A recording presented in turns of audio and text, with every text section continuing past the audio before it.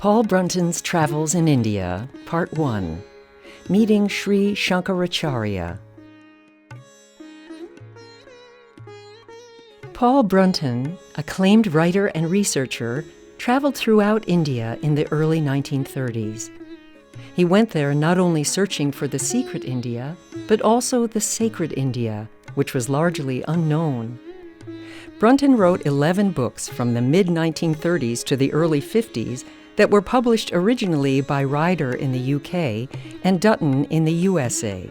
Some of the titles include A Search in Secret India, The Secret Path, The Inner Reality, A Hermit in the Himalayas, The Quest of the Overself, The Hidden Teaching Beyond Yoga, and The Wisdom of the Overself. They have sold nearly 2 million copies in over 20 languages, and many have been continuously in print for over 75 years. The Paul Brunton Philosophic Foundation posthumously published 16 volumes of the notebooks of Paul Brunton that have also received much attention from prominent teachers and journals. Brunton's scholarship and ability to translate abstract spiritual philosophies into modern language without losing the essence of the original has been recognized by many people and expressed here by the late Prime Minister of Nepal, Mohan Shamsur Jung Badahur Rana, in the foreword to Brunton's A Hermit in the Himalayas. A friendship for one whom I regard as a spiritual prophet of our time, I personally find it easier to understand many intricate subtleties of our own Asiatic philosophies and spiritual techniques, including yoga, when explained by Paul Brunton in his scientific, rational, modern, and unsectarian manner than when expounded in the ancient ways, which are so remote from 20th century understanding. I am convinced that Brunton is one of the chosen instruments to reinterpret the half-lost wisdom of the East to those caught up in the mechanical life of the West. During that time of traveling and living in India in the early 1930s, Paul Brunton encountered His Holiness Sri Shankara. The following is an excerpt of what he wrote of the meeting in his book Search in Secret India, in the chapter titled With the Spiritual Head of South India. I look at His Holiness Sri Shankaracharya of Kamakoti Peetham in silence. This short man is clad in the ochre-colored robe of a monk and leans his weight on a friar's staff. His noble face, pictured in gray and brown, takes an honored place in the long portrait gallery of my memory. That elusive element, which the French aptly terms spiritual, is present in this face. His expression is modest and mild, the large dark eyes being extraordinarily tranquil and beautiful. Your Holiness has been very kind to receive me, I remark by way of introduction. I begin by asking His Holiness, when do you think that the political and economic conditions everywhere will begin to improve? A change for the better is not easy to come by quickly, he replies. It is a process which must take some time.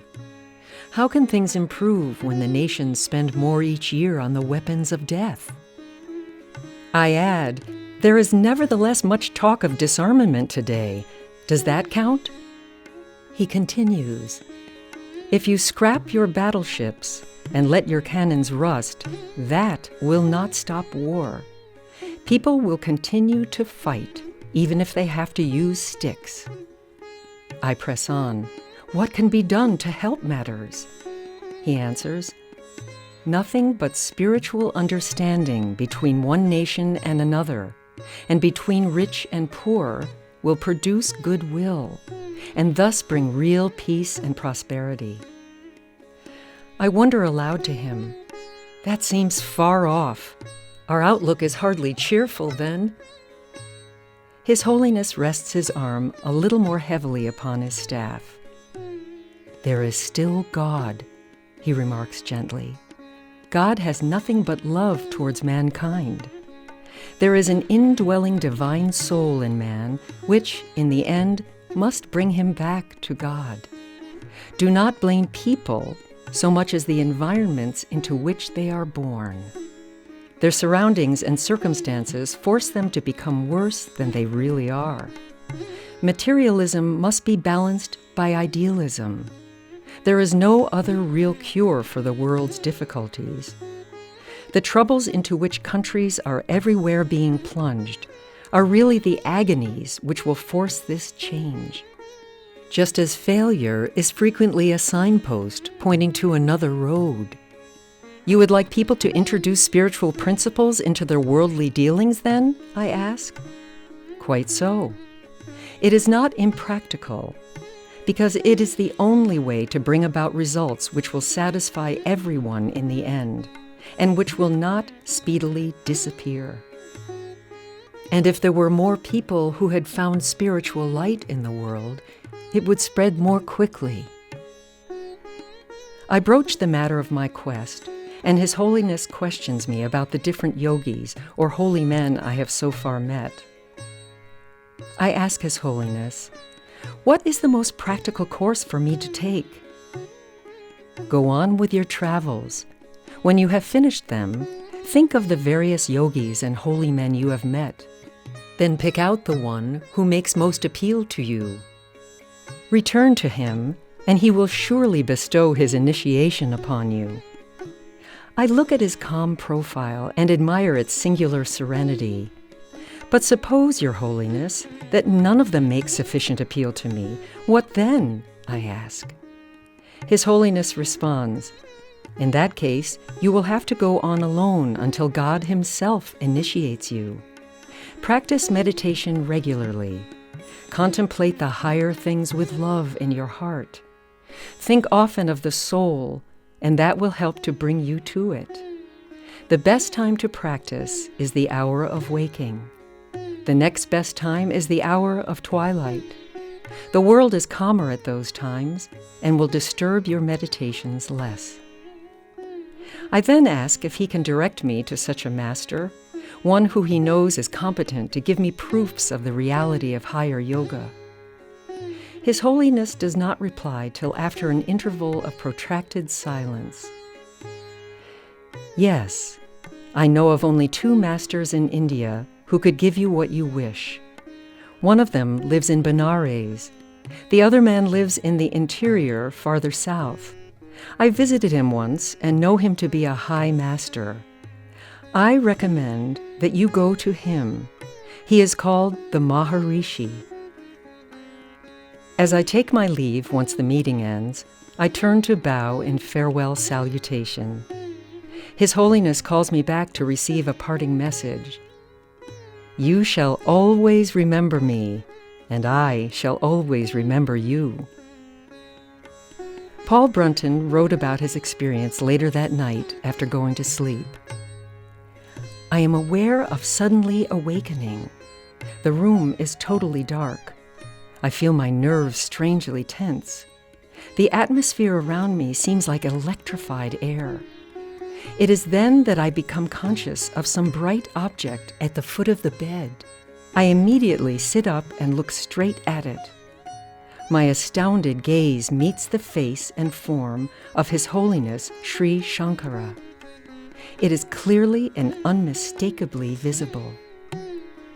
He does not appear to be some ethereal ghost, but rather a solid human being. There is a mysterious luminosity around the figure which separates it from the surrounding darkness. Surely the vision is an impossible one? Have I not left him at Shingleput? I close my eyes tightly in an effort to test the matter.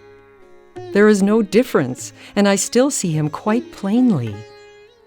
Let it suffice that I receive the sense of a benign and friendly presence. I open my eyes and regard the kindly figure in the loose yellow robe. The face alters, for the lips smile and seem to say, "Be humble, and then you shall find what you seek." Why do I feel that a living human being is thus addressing me? Why do I not regard it as a ghost, at least? the vision disappears as mysteriously as it has come. It leaves me feeling exalted, happy, and unperturbed by its supernormal nature. Shall I dismiss it as a dream? What matters it? There is no more sleep for me this night.